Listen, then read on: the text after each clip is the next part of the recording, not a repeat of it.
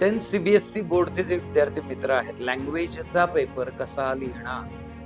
लँग्वेजचा paper लिहिताना काय काळजी घ्यायची आहे? लक्षात घ्या. इंग्लिश असो, मराठी असो किंवा कुठली जी तुमची लँग्वेज आहे, त्या लँग्वेजचे तुम्ही पहिली गोष्ट अभ्यास करताना लेसन्स केअरफुली रीड करा. Second, try to read it लाऊडली.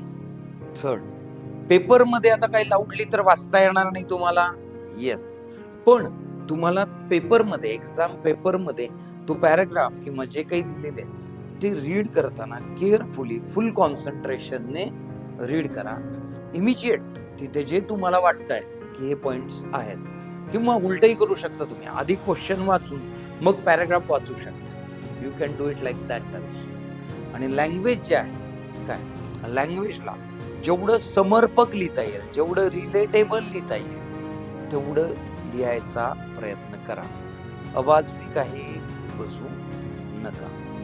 Right neat and clean. Avoid cutting म्हणजे स्क्रॅच करणे वगैरे, हे असलं काही करू नका.